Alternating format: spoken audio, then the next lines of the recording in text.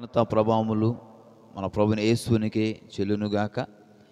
ఈ యొక్క ఉదయకాలం వచ్చిన మీ అందరికీ మరొక ప్రభు బిడ్డ వందనాలు తెలియజేస్తా ఉన్నాను. దేవుడు చాలా శ్రేష్టమైన ఈ యొక్క ఆరాధన మనకు ప్రభు ఇచ్చారు.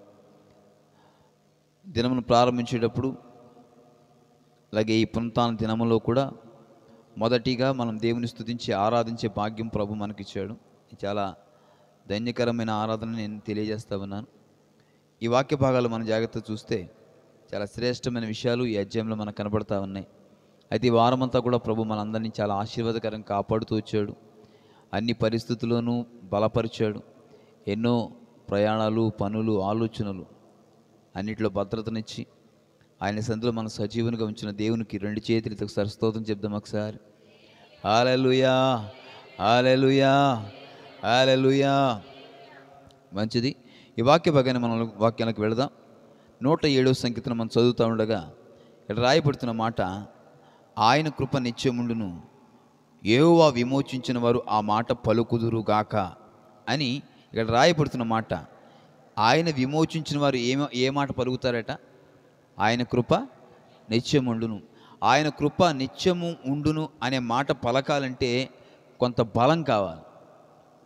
కొంత ఇంకా దాని మాట చెప్పాలంటే ఒక శ్రేష్టమైన జీవితం కలిగిన వారు మాత్రమే, ఆ శ్రేష్టతను అనుభవించేవారు మాత్రమే నా దేవుని కృప నిత్యము ఉండును అనే మాట చెప్పగలమండి. జాగ్రత్తగా ఆలోచిస్తే అందరూ చెప్పలేరు ఆయన కృప నిత్యము ఉండునని. ఆయన కృప నిత్యము ఉండునంటే ప్రతి పరిస్థితిలో నాకు తోడుగా ఉందని ఎవరు చెప్పగలరు? ఆయన కృప నాతో ఉంది, నా స్థితులను మారుస్తుంది, నా పరిస్థితిని మారుస్తుందని ఎవరు చెప్పగలరు? ఒక జనాంగమే. వాళ్ళు ఎవరయ్యా అంటే విమోచించబడిన వారు. ఆ విమోచన అంటే ఏమిటి? పాపములకు ప్రాయశ్చిత్తము నొందినవారు, బాధలకు బలహీనతలు తట్టుకొనగలిగిన వారు, నిందల్లోనూ కష్టాల్లోనూ లేవనెత్తబడి నడవబడగలిగిన వారు మాత్రమే విమోచించబడగలిగిన వారు. ఈ వాక్య భాగంలో ఇశ్రాయేలు ప్రజల గురించి చాలా స్పష్టంగా రాస్తా ఉన్నాడు. ఈ వాక్య భాగంలో ఇంచుమించు 4 సార్లు ఇశ్రాయేలు ప్రజలు తప్పిపోతూ వచ్చారు. అంటే త్రొట్టిల్లిపోతున్న పరిస్థితులు ఈ అధ్యాయంలో మనకు కనపడతాయండి. కానీ విమోచించబడిన వారు ఎక్కడెక్కడి నుంచి పోగు చేయబడ్డారు? ఇక్కడ రాయబడుతున్న మాటల్లో అంటాడు, తూర్పు నుండి, పడమటి నుండి, ఉత్తరము నుండి, దక్షిణము నుండి, నానా దేశముల నుండి ఆయన పోగు చేసిన వారు ఆ మాట పలుకుతారట. పోగు చేయడం అంటే ఆ ప్రక్కన రాజమండ్రి, ఈ ప్రక్కన ద్వారపుడి, అది ఈ పక్కన మండపేట, ఈ పక్కన కాకినాడ అని కాదు. నలుదిక్కులు అంటే 4 పరిస్థితులు, పలు విధములైన శ్రమల నుండి, పలు విధమైన బలహీనతల నుండి, పలు విధమైన పరిస్థితుల నుంచి వచ్చిన వారు మాత్రమే నా దేవుని కృప మాతో ఉందయ్యా, మా పరిస్థితులు అన్నింటి నుంచి మేము లేవనెత్తపడగలిగినావా అని చెప్పగలిగిన వారు మాత్రమే చెప్పగలరు ఈ మాట. ఏమని? ఆయన కృప. ఆ మాట చెప్పగలిగిన వారు ఎవరంటే నలుదిక్కుల నుండి రాగలిగిన వారు, అన్ని పరిస్థితులను ఎదిరించి గెలిచి, నిందలైన, బాధలైన, కష్టమైన, రోగమైన గెలిచిన వారు మాత్రమే మాట చెప్పగలరు. కానీ ఇశ్రాయేలు ప్రజలు వారు వెళుతున్న ప్రయాణంలోట వెళుతూ కష్టం రాగానే వెంటనే దేవుని మొరపెట్టేవారు. ఆ మొరపెట్టిన తర్వాత కొద్ది దినాలు గడిచేటప్పటికి, అవసరం తీరిన తర్వాత, ఆకలి తీరిన తర్వాత, వస్త్రం ఉన్న తర్వాత, నీరున్న తర్వాత మరలా వాళ్ళు ఏం చేసేవారంటే త్రొట్టిల్లిపోతూ వచ్చేవారు. ఆ పరిస్థితులు ఇశ్రాయేలు ప్రజలు అనుభవిస్తున్న పరిస్థితులు ఇక్కడ రాయబడుతున్న మాటల్లో వాళ్ళంట, అరణ్యమందలి ఎడారి త్రోవను తిరుగుచుండిరి, నివాసపురమేదియు వారికి దొరకకపోయెను, ఆకలి జప్పుల చేత వారి ప్రాణం ఏమైందంట? సొమ్మసిల్లిపోయింది. ఎక్కడ మొదట వారి ప్రయాణంలో ఎప్పుడు దేవునికి దూరమవుతున్న పరిస్థితులు వచ్చాయట? ఇక్కడ రాయబడుతున్న మాటల ఆకలి దప్పుల చేత సొమ్మసిల్లిపోయే పరిస్థితి వచ్చింది. మరి విమోచించబడిన వారేగా, దేవుని చేత ఏర్పరచబడిన వారేగా, దేవుని చేత కోరుకున్న వారేగా, దేవుని యొక్క రక్తాన్ని వారు కడగబడిన వారేగా. మరి వారి మొదటి యొక్క పరిస్థితి ఎక్కడ త్రప్పిపోతూ వచ్చిందంటే ఆకలి తప్పుల చేత వారి యొక్క ప్రాణం సొమ్మసిల్లిపోయిందంట. దేవుడు చూచాడు, నడిపిస్తున్నాడు ప్రజల్ని. మోషే ముందు వెళ్తున్నాడు, వెనక ప్రజలందరూ సైన్యం వెళ్ళి వెళ్తున్నారు. పిల్లల్ని ఎత్తుకుని వృద్ధులు, తల్లులు, అలాగే వృద్ధులు కూడా, నడవలేని వారు కూడా బలము తెచ్చుకుని పరిగెడుతున్నారు. గర్భిణీలతో ఉన్నవారు, గర్భం ధరించిన వారు కూడా వారి గర్భం చేసుకుని ఆ యొక్క ప్రయాణంలో వారు వెళుతూ ఉన్నారట. బలహీనతలో ఉన్నవారు కూడా బలము తెచ్చుకుని ప్రయాణం చేస్తున్నారు. వృద్ధులైన వారు ప్రయాణం తెచ్చుకుని బయలుదేరుతున్నారు. వారికి ఉన్న గొర్రెలు, వారికి ఉన్న మందలు, వారి అన్నీ ఏం చేస్తూ ఉన్నాయంట? వారితో పాటు వెంబడిస్తూ ఉన్నాయి. కానీ వారికి వచ్చిన శ్రమ ఏంటి అంటే ఆకలి దప్పులతో ప్రాణం సొమ్మసిల్లిపోతుంటే మొరపెట్టారంట, అయ్యా దేవా మేము వెళుతున్న ప్రయాణం. ఏమంటున్నారు వారు కష్టకాలం ముందు యెహోవాకు మొరపెట్టారు. పిలిచినవాడు చూడకుండా ఉంటాడా? ఏర్పరచుకున్నాడు కానకుండా ఉంటాడా? ఈ మాట చాలామంది జాగ్రత్తగా మన కోసమే దీన్ని అప్లై చేసుకుందామండి. ఏం చేయబడతా ఉంది అక్కడ? వారు కష్టకాలం ముందు యెహోవా మొరపెడుతున్నారు, అయ్యా మా ఆపద దినములలో మమ్మల్ని విడిపించండి అయ్యా. పిలిచినవాడు పట్టుకొనకుండా ఉంటాడా? ఏ పిలుపులో మనం ఉన్నాము? మనం అనుకున్న పిలుపులో ఉన్నామా? ఆయన అనుకున్న పిలుపులో ఉన్నామా? కానీ ఇశ్రాయేలు ప్రజలు ఏ పిలుపులో ఉన్నో తెలుసా? ఆయన పిలిచిన పిలుపులో ఉన్నారు. అందుకే వారు ఎన్నిసార్లు తప్పిదాలు చేస్తున్నా, ఎన్నిసార్లు తప్పిపోతున్నా దేవుడు మాత్రం తన చెయ్యి మాత్రం విడవలేదట. ఆయన మేఘం తీయలేదట. ఆయన అగ్నిస్తంభం వారి మధ్య నుంచి తీసివేయకుండా వారిని బుద్ధి చెబుతూ వారిని కనికరిస్తూనే ఉన్నాడు. అది నిజమైన ప్రేమ, అది నిజమైన దేవుని ప్రేమ అండి. ఇక్కడ రాయబడుతున్న ఈ మాటలో మనం చూడండి, 7వ వచనం, వారు ఒక నివాసపురము చేరునట్లు చక్కని త్రోవను ఆయన నడిపించెను. ఇక్కడ నేను చెప్పే మాట తెలుసా? వేరొక పురము చేరు వరకు, వేరొక ఆశ్రయానికి, వేరొక బలానికి, దేవుని యొక్క సన్నిధికి చేరు వరకు వారిని ఏం చేస్తున్నారు తెలుసా? చక్కని త్రోవ.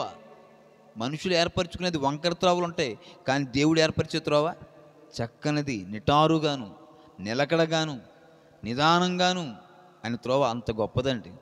మనుషులు ఏర్పరిచే త్రోవలు వేరు, దేవుడిచ్చే త్రోవ వేరు. దేవుడిచ్చే త్రోవను కూడా మనం ఏమనుకుంటామంటే నా త్రోవ, నా ఆలోచన, నా బలం, నా విధానం అనుకునే మనుషులు కలిగిన సమాజం అండి మనది. దేవుడు నడిపించిన దేవుడు ఆయుష్కాలాన్ని కూడా ఇది నా ఆయుష్కాలం అనుకుని తృప్తి పడుతున్నారు, వారి బలాన్ని బట్టి, ధనాన్ని బట్టి, స్థితిగతులను బట్టి. కానీ దేవుడు ఏమంటే, ఒరే బాబు, నీ బలం నీది కాదు నాది, నీ ఆలోచన నీది కాదు నాది. ఒక మనిషినిలో ఆలోచన పెట్టగలిగిన వారు ఎవరు? కాదా? ఈరోజు మనిషిలో ఒక ఆలోచన పెట్టేది దేవుడు. కానీ మానవుడు ఏమనుకుంటే ఇది నా ఆలోచన, నా జ్ఞానం, నా యొక్క స్వచిత్తం అనుకుని భ్రమలో బ్రతుకుతున్న వారు చాలామంది అండి. ఇక్కడ ఇశ్రాయేలు ప్రజలు కూడా అదే విధంగా వాళ్ళు వెళుతున్న త్రోవలట ఏమైపోయింది చూడండి. వాళ్ళు ఎక్కడ పడిపోయారంటే దేవుని ఆజ్ఞకు లోబడక ఏం చేస్తున్నారట? మహోన్నతుని తీర్మానమును, దేవుడు ఆకలి తీర్చాడు, వస్త్రం ఇచ్చాడు. వాళ్ళు ఏం చేశారట? పైన చక్కని త్రోవను నడిపిస్తున్నాడు. అంతేకాదంట ఆయన ప్రాణాలను ఏం చేశారట? 9వ వచనంలో తృప్తిపరిచాడు. వెళుతున్నారండి, వెళుతుంటే దేవుడు తృప్తిపరుస్తున్నాడు. వారు ప్రార్థన చేశారు కదా, తృప్తిపరచడం. మరి మన దేవుడు చెవులుండి వినకుండా ఉండేవాడా? కనులుండి కానకుండా ఉండేవాడా? పట్టుకున్న తర్వాత విడిచిపెట్టేవాడా? ఎన్ని మాటలు, ఎన్ని నిందలు, ఎన్ని కష్టాలు వచ్చినా మన దేవుడు యథార్థవంతుడు అండి. యథార్థవంతుడు ఆయన చూస్తాడు. ఆయన న్యాయవంతుడు అండి. హల్లెలూయా. ఆ న్యాయవంతుడు భూమి మీద తన ప్రజలైన యథార్థవంతుల పిల్లలను విడిచిపెట్టాడండి. అదే వాక్య భాగంలో ప్రార్థన చేయగానే ఏం చేశాడు తెలిసిన దేవుడు? సహాయం చేస్తూ వచ్చాడు, మార్గం నడిపిస్తున్నాడు. నానా ఇక ఇక్కడ రాయి ఉంది, ఇక్కడ గొప్ప ఉంది, ఇక్కడ నీరుంది, ఇక్కడ గొయ్యి ఉంది, అంతగా పట్టించుకుని నడిపించాడండి ఇశ్రాయేలు ప్రజలను. ఎక్కడ చెదిరిపోయారు? 10వ వచనం చూస్తే ఆజ్ఞ, దేవుని ఆజ్ఞకు లోపడక ఆయన తీర్మానానికి ఏం చేశారట? తృణీకరించినందున ఏం తెచ్చుకున్నారు? బాధ తెచ్చుకున్నారు, ఇనప కట్టలు తెచ్చుకున్నారు. బాధింపబడిన వారి మరణాంధకారం, చీకటి మరణాంధకారంలోకి వెళ్ళిపోయారట. ఏమైపోయింది? మరలా ఆయాసం చేత మరలా కృంగిపోతున్న పరిస్థితులు. నేను అంటాను, దేవుడు నడిపించేటప్పుడు ఒక ఆజ్ఞ మనకి ఇస్తాడండి. దేవుడు మనల్ని ఏలుతున్నప్పుడు ఆజ్ఞ ఇస్తాడండి. ఏంటి ఆజ్ఞ? మనం వెళ్ళవలసిన త్రోవ, మనం వెళ్ళవలసిన మార్గం, మనం మాట్లాడవలసిన మాట, మన చూపు, వీటన్నిటిని ఆజ్ఞ ప్రకారం మనకి ఇచ్చాడు. అవునండి. మోషే నడిపించేటప్పుడు ఎన్ని ఆజ్ఞలు ఇచ్చాడు? 10 ఆజ్ఞలు ఇచ్చాడు. దాని క్రొత్త నిబంధనకు వచ్చేటప్పటికి దేవుడు ఎన్ని ఆజ్ఞలుగా మార్చాడు? 2 ఆజ్ఞలుగా మార్చాడు. మొదటి దాన్ని నిన్ను వలె నీ పొరుగువాన్ని ప్రేమించండి. రెండవది నీ పూర్ణ హృదయంతో, నీ పూర్ణ ఆత్మతో, నీ పూర్ణ మనసుతో దేవుని ఆరాధించు. అంటే ఈ 2 ఆజ్ఞల్లో ఈ 10 ఆజ్ఞలను ఎమిడ్చి యేసయ్య మన కొరకు ఇవన్నీ ఏం చేసింట? కుదించి దాన్ని మరింత పటిష్టపరిచాడు. అంటే మరింత బలపరిచాడు, మరింత పథ్యంతో, మరింత సత్యముతో మన ముందు పెట్టాడంటే. నేను ఇక్కడ అంటాను, ఈ వాక్య భాగాలలో దేవుడిచ్చిన ఆజ్ఞలను మీరిపోతున్నామేమో. ఒకడు వచ్చాడట యేసుప్రభు దగ్గరకు వచ్చి, అయ్యా నిత్యజీవం పొందడానికి నేనేం చేయాలయ్యా? వాడు బైబిల్ గ్రంథం తెలిసిన వాడే, ధర్మశాస్త్రం తెలిసిన వాడేనంట. వచ్చి ఏమడుగుతున్నాడు? నిత్యజీవం పొందడానికి. అంటే అప్పటి వరకు వాడికి నిత్యజీవం తెలియదా? తెలుసా తెలీదా? ఇప్పుడు బైబిల్ గ్రంథం తెలిస్తే నిత్యజీవం తెలుస్తుంది కదండి. ధర్మశాస్త్రం తెలుసు వాళ్ళకి. అతను మంచి జ్ఞానం కలిగిన వాడండి. వచ్చి అడుగుతున్నాడు యేసుప్రభువా, అయ్యా నిత్యజీవం పొందాలండి నేనేం చేయాలయ్యా? ఇదిగో నీ తల్లిదండ్రులను సన్మానించు, నీ కలిగి ఉన్న వాటిని దేవుని కొరకు పనిచేయి అని అంటుంటే ఆయన ఏమన్నాడు? చిన్నప్పటి నుంచి చిన్ననాటి నుంచి ఇవన్నీ చేస్తున్నానయ్యా. అతను ఎవరో ఒక ధనికుడు. అప్పుడు యేసయ్య ఏమి చెప్పాడట? నీ ఆస్తిని అమ్మి బేదలకు ఇచ్చి నన్ను వెంబడించు. అక్కడ ఏమయ్యాడు? అతను ముఖం చిన్నబుచ్చుకొని వెనక్కి వెళ్ళిపోయాడు. అన్నీ చేశాడుగా, ధర్మశాస్త్రం తెలుసుగా, వాక్యం తెలుసుగా, మరి ఎందుకు ఆ ఒక్క కార్యంలోనికి వెనుక తీసి ఎందుకు చిన్నబుచ్చుకుని వెళ్ళిపోయాడు? నేను అంటాను, 10 ఆజ్ఞలు చేయబడుతున్న ఒక్క కార్యంలో చిన్నబుచ్చుకొని, అంటే ధనాపేక్ష కలిగిన వ్యక్తిగా మారిపోయాడు. ధనం దగ్గర తన మనసు ఉండిపోయింది. ఇప్పుడు దేవుడు ఉన్నాడు అనుకున్నప్పుడు ధనం లెక్క చేస్తామా? దేవుడు ఉన్నాడు అనుకున్నప్పుడు మన బలహీనత లెక్క చేస్తామా? దేవుడు ఉన్నాడు అనుకున్నప్పుడు బంధాలను, బంధుత్వాలను, వీటిని లెక్క చేయగలమా? ప్రాధాన్యత ఇస్తామండి. లెక్క చేయడం అంటే విడిచిపెట్టమని నేను చెప్పట్లేదు, ప్రాధాన్యత ఇస్తాం. ధనము అంటే అక్కడ రాయబడుతున్న ఆ వ్యక్తి విషయం ఏంటంటే, దేవుని కన్నా దేనికి ప్రయారిటీ ఇస్తున్నాడు అతను? ధనానికి. మనుషుల కన్నా, దేవుని కన్నా మనుషులకు ప్రాధాన్యత. ఈ రోజున ఒకవేళ ఎంత ధనం మనం పోగేస్తున్నా అది ఏమైపోద్దట? కొన్ని రోజులకి ఏమో తెలిసిన చిమ్మట పట్టి, తుప్పు పట్టి చిరిగిపోద్ది. మన ఒక ఫోటో ఒక నెట్లో వస్తూ ఉంది. ఏమిటో తెలిసిన, కోట్ల కొలది డబ్బు బ్యాంకులు మూనుగుతుందట. అదేమవుతుందంటే చిమ్మట పట్టేస్తుంది, దానికని మందులు కొడుతుందట మళ్ళీ అవి చిరిగిపోకుండానట్లుగా. అంటే మనిషి సంపాదించుతున్న ఈ ధనం ఒక రోజున చిరిగిపోద్ది. కానీ దేవుని ప్రజలు సంపాదించుకున్న ధనం ఏంటి తెలుసా? విశ్వాసం అండి. అది ఎవడు దోచుకునేది కాదండి. దేవుని పిల్లలు, విమోచించబడిన వారు సంపాదించే ధనం ఏంటి తెలిసినా? దేవుని ఆత్మ అండి. అదే గొప్ప ధనం అండి. నీ ఆత్మ, దేవుని ఇచ్చిన ఆత్మని నీ దగ్గర నుంచి ఎవడైనా తీసేసుకోగలడా? ఎవరు తీసుకోగలరా? దేవుని ఇచ్చిన ఆత్మ మన మీద ఉందండి. ఎవరిని తీసివేయగలడా? ఎవడో వచ్చి లాగేసుకుంటానంటే వచ్చేద్దేటి ఏమన్నాను? దేవుని ఆత్మ నీవుగా పోగొట్టుకోవాలి తప్ప, దేవుని కృపను నీవుగా పోగొట్టుకోవాలి తప్ప, దేవుని కనికరాన్ని నీవుగా పోగొట్టుకోవాలి తప్ప, దేవుని ప్రేమను నీవుగా పోగొట్టుకోవాలి తప్ప, ఎవడు దోచుకునేది కాదు ఇది. ఈ లోకంలో సంపాదించేది ప్రతిదీ కూడా ఒకరి చేత లాగేసుకోవడానికి, దోచేసుకునేది పని ఉంటుంది. కానీ దేవుడిచ్చేది, అనగా విమోచించబడిన వారికి ఇచ్చే ఆ ప్రాధాన్యమైన విలువైన ధనము ఎవరి చేత దోచుకునేది కాదు. అది గుర్తించి ఇక్కడ రాయబడుతున్న మాటలు మనం జాగ్రత్తగా ఆలోచిస్తే, వాళ్ళు ఏం చేసుకుంటున్నారంట? ఆజ్ఞకు లోపడక తీర్మానం ధృవీకరిస్తున్నారు. ఏంటి తీర్మానం? నేను ఆయన కొరకు బ్రతుకుతాను. తీర్మానం విడిచిపెట్టేస్తున్నారు. అయ్యో, తిండి పెట్టిన వాడిని మర్చిపోతున్నారు. అవునండి, ఇశ్రాయేలు ప్రజలు ఏం చేస్తున్నారట? నేడిచ్చిన వాడిని మర్చిపోతున్నారు, ఆకలి తీర్చిన వాడిని మర్చిపోతున్నారు, దేవుణ్ణే మర్చిపోతున్నారు. ఈ రోజున మనుషులు మర్చిపోవడానికి ఆశ్చర్యం ఏమని చెప్పండి. ఇప్పుడు దేవుడిచ్చింది మర్చిపోతున్నారు, మనుషులు ఇచ్చింది మనుషులు మర్చిపోతున్నారంటే, నేనంటాను, దేవుని కొరకు బ్రతికేవాడు ఏది మర్చిపోడు. మనుషుల కోసం మనుషులు చేస్తే జ్ఞాపకం ఉంచుకోవాలి. ఎందుకు తెలిసినా రేపొద్దున దొప్పుతారని. కానీ దేవుని కొరకు చేసిన వాడు ఏది కూడా నా దేవునికి చేశానని జ్ఞాపకం ఉంచుకుంటాడు తప్ప, జ్ఞాపకం ఉంచుకుంటామండి? ఒక మాట చెప్తాను, జాగ్రత్తగా వినండి. మనకు దేవుని యొక్క ప్రేయర్ టవర్ మనకి ఇచ్చారు. ప్రేయర్ టవర్ ఇచ్చారు. దేవుని కొంత భాగం ఇవ్వాలనుకున్నాం. ఒక ఆయన, పేర్లు ఎందుకులేండి, చెప్తాను, జాగ్రత్తగా వినండి. ఒక ఇల్లు అమ్మిన తర్వాత కొంత ధనాన్ని దశభాగం ఇవ్వాలనుకుంటాం. ఏమండి, దశభాగం ఇవ్వాలనుకుంటాం, ఇచ్చేస్తాం. దాన్ని మరలా జ్ఞాపకం ఉంచుకుంటామా? నేను దేవుడికి ఇచ్చాను ఎప్పుడైనా ఎవరి దగ్గర చెప్తామా? ఎవరి దగ్గర చెప్తే మనం ఏమంటారు? అరే నాకేమైనా ఇచ్చావా అని అడుగుతారు. జాగ్రత్తగానండి. ఏమంటారు? మనం దేవుడికి ఇచ్చిన తర్వాత మర్చిపోతాం. ప్రభువా నీకు ఇచ్చామయ్యా, దాని గురించి మేము ఆలోచిస్తే ఏమవుతాం తెలిసిన స్వార్థపరులం అవుతాం, ఏమా అవకాశవాదం అవుతాం. అమ్మో దేవుడి గురించి మరలా దుప్పుతున్నారు ఏంటంటే. అదే ఒక మనుషులు పెడితే ఏం చేస్తాం? ఎన్నిసార్లు జ్ఞాపకం తెచ్చుకుంటాం కదా, అవునండి. నేను రాజుగారికి పలానాప్పుడు 1000 ఇచ్చాను, రాజుగారు 1000 ఇచ్చాను, అయ్యో అయ్యగారికి 2000 ఇచ్చాను, 2000 ఇచ్చాను, కనపడప్పుడల్లా ఇందుకు 2000 ఇచ్చాను, నాకు నమస్కారం పెట్టట్లేదు, ఈయన 1000 ఇచ్చాను కనీసం బాగున్నారని అంటలేదు, ఈవిడికి పలానప్పుడు బూరెట్టాను, ఈవిడికి పలానప్పుడు చికెన్ ఇట్టాను, బిర్యానీ ఇట్టాను. ఇవన్నీ ఏమవుతాయి తెలిసిన జ్ఞాపకం తెచ్చుకొని ఏం చేస్తాం? కుళ్ళిపోతుంటాం లోపల నుంచి, అవునా? కుళ్ళిపోతుంటాం. అబ్బా అసలు కృతజ్ఞత లేదు రాజుగారికి అసలు. ఇది మానవ తలంపు. దేవుని తలంపు ఏంటి చేస్తా? ఇచ్చింది మర్చిపోతాం. ఎందుకు తెలిసినా? ఇది నా దేవుని చేశాను, ఇది నాది కాదు, ఇది ఈ ధనం, ఈ బలం, ఈ సమయం నాది కాదు. ఈరోజు మనం చేసే పరిచర్లో కూడా మనం కృతజ్ఞత కలిగిన వారుగా ఉండాలి అంటే నేను అంటాను, దేవుడికి ఇచ్చిన దాన్ని మనుషుల వల్ల దాన్ని జ్ఞాపకం తెచ్చుకొని ప్రభా అప్పుడు అది చేశాను, నాకు ఎప్పుడు ఇందుకు లోటు పెట్టావని అడగమండి. మీకు అర్థమవుతుందా? అంటే దేవుని చేసిన మేలు మర్చిపోమని కాదు, నువ్వు దేవునికి చేసినది నువ్వు జ్ఞాపకం తెచ్చుకొని అది చేశాను కదా, ఇది ఎందుకు చేయలేదని అడగమండి. అది దేవుని పిల్ల లక్షణం కాదు.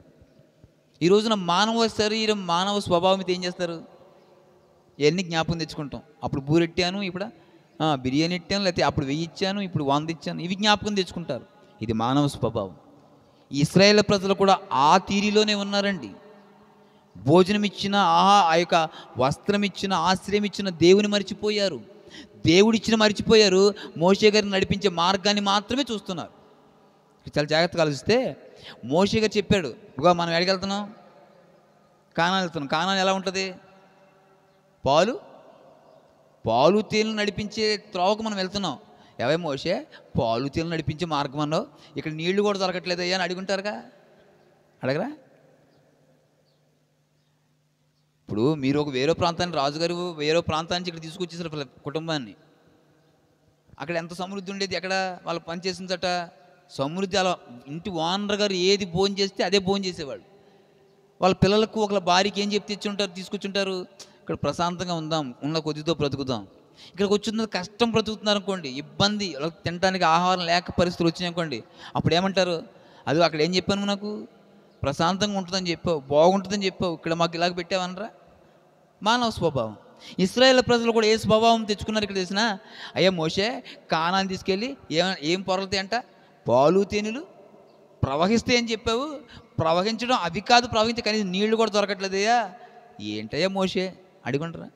ఇది మానవ స్వభావం. ఆ స్వభావంతోనే ఈ అధ్యాయములండి ఇంచుమించు 4 సార్లు దేవుని దగ్గర తప్పిపోతూ వచ్చారండి ఇశ్రాయేలు ప్రజలు. చూడండి జాగ్రత్తగా మనం ఆలోచిస్తే, మొదటి దేంట్లో తప్పిపోయారంట? ఆజ్ఞకు లోపడక. సరే మరలా 13వ వచనంకి వచ్చేసారండి. ఏం చేస్తున్నారు? మరలా దేవుడా మా కష్టం వచ్చిందయ్యా, దేవుడా ప్రార్థన చేస్తామన్నారు. దేవుడు ఏం చేసేది సార్? పాప ఆయన కనికర సంపూర్ణుడండి. ఎంతగా తప్పిపోయినా మరలా ఏం చేస్తాడు? అలా చేర్చుకుంటాడు, అలా కౌగులించుకుంటాడు, మరలా లిఫ్ట్ చేస్తాడు, లేపుతాడు. ఇప్పుడు ఎక్కడ తప్పిపోయారో మనం చూద్దామండి జాగ్రత్తగా. చూడండి ఆ 13 నుంచి చదువుతామంటే, మరలా దేవుడు వారిని ఏం చేశాడు? మీరు తెచ్చుకున్నారు. దేని వలన? దుష్ట ప్రవర్తన వలన. ఇశ్రాయేలు ప్రజలను నడిపిస్తున్నప్పుడు వారి వండుకొని అవసరం లేదు, పంటలో పండించిన అవసరం లేదు. దేవుడు ఏం చేస్తాడు? ఏ రోజు కావాల్సిన ఆ రోజు మన్నా కురిపిస్తూ ఉన్నాడు. అయ్యా మొక్క లేదయ్యా, పూరేళ్ళు కురిపించాడు. అయ్యా నీరు లేదయ్యా, బండ్ల నుంచి నీరు ఇచ్చాడు. ఇంత సమృద్ధిగా నడిపిస్తున్నా ఎలాగ మారిపోతున్నారు ఇశ్రాయేలు ప్రజలు? దుష్ట ప్రవర్తన, అపవాది ఆలోచనలు, అపవాది తలంపులు. మోషేనేనా మమ్మల్ని నడిపించేది? ఈయన ఒక్కడైనా మాకు వాక్యం చెప్పేది? ఈయన ఒక్కడైనా మమ్మల్ని హెచ్చరించేది? ఈయన ఒక్కడైనా మనకు నిలబడేది మన ముందు? మనకు లేదా జ్ఞానం, మనకు లేదా బలం? ఇటువంటి దుష్ట ప్రవర్తన వీళ్ళకి రావడం వల్ల మళ్ళీ ఏం తెచ్చుకున్నారో తెలుసునండి.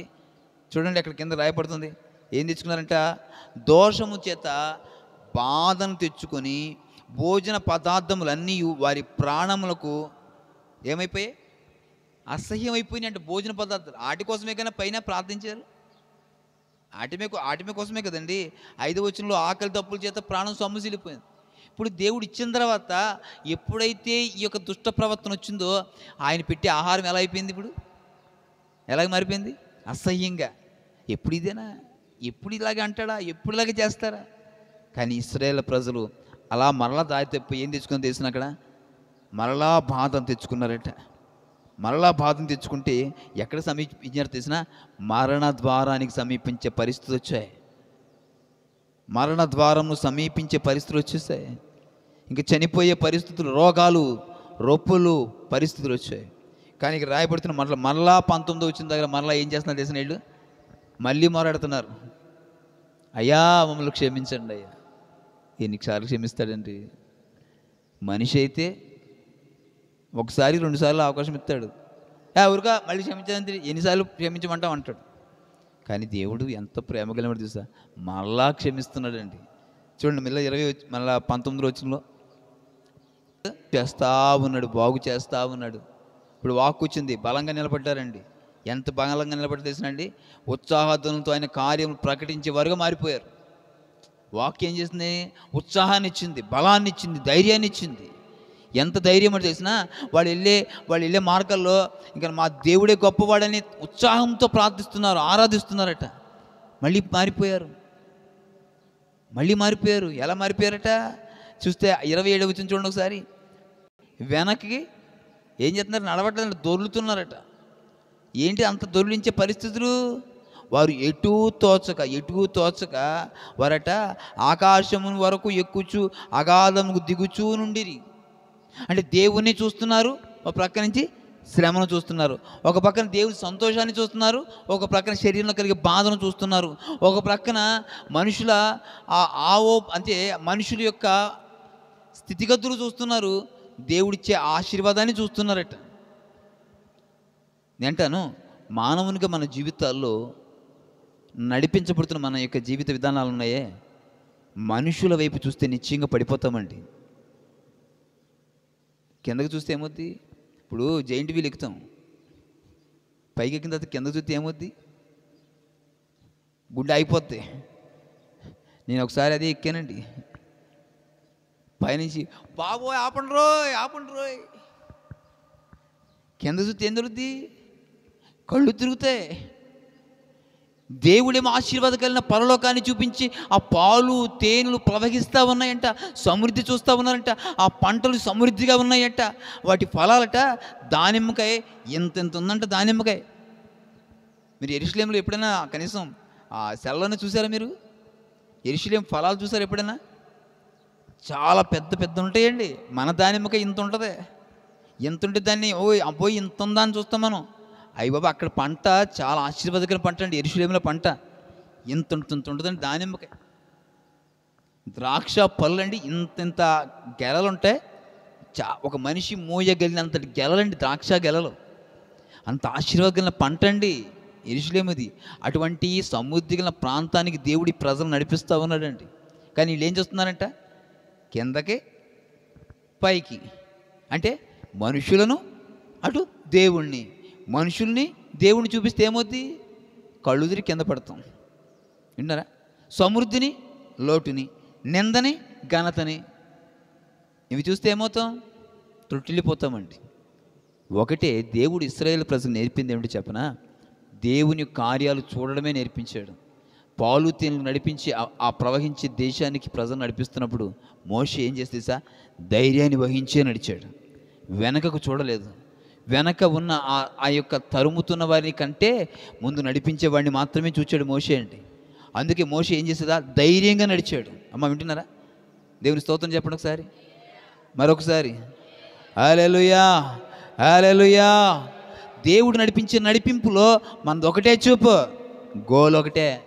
ఈ మనుషులు ఏ పార్టీ వాళ్ళండి? పెడితే పెళ్లి కొరతలు, పెట్టకపోతే చావు కోరే దారుణమైన మానవ హృదయాలండి ఇవి కాదా? ఓ రోజు ఏనుగట్ట ఈ కొండ నుంచి ఆ కొండ మీదకి వెళ్తుందంట. ఈ కొండ నుంచి ఆ కొండ మీదకి ఏనుగు వెళ్తుందంట. ఏనుగు ఒక మధ్యలో ఒక పెద్దది ఒక దొంగ వేయబడిందంట. ఏనుగు వెళ్తుందంట. ఈలోకి ఎలక ఏనుగు నిలబడి, ఏనుగు బావా నన్ను కూడా కొంచెం దాటించి బావా అందంట. ఓ నువ్వు అంతే ఎక్కా అంట. మొత్తానికి ఎక్కిందంట. మొత్తానికి ఏనుగు ఏం చేసింది? యువతల నుంచి అవతలకి తీసుకెళ్ళిపోయింది. తీసుకువెళ్ళిన తర్వాత దింపిందంట ఎలకని. బాగానే వచ్చేసాం. అక్కడ దాడుతున్నప్పుడు సౌండ్ వచ్చింది కదా అన్నట్ట. ఆ కిర్రుమని సౌండ్ వచ్చింది అని అందంట. ఎవరో ఏలక అందంట ఏనుగుతోటి. మనం వచ్చేటప్పుడు ఆ మధ్యలో కిర్రుమని సౌండ్ వచ్చింది, నీకు వినపడిందా బావా అందంట. అవునవును వచ్చింది సౌండ్. అప్పుడు నేను సీటు మార్చుకున్నాను అప్పుడు అందట. ఏం మార్చుకుంది? అది సర్దుకుందంట పైన, ఏనుగు మీద ఎలక సర్దుకుందంట. అందుకు ఈ బిజ్జి ఏమైందంట, కిర్రుమని సౌండ్ వచ్చిందంట. దీని జీవితం ఎంత, దాని జీవితం ఎంత?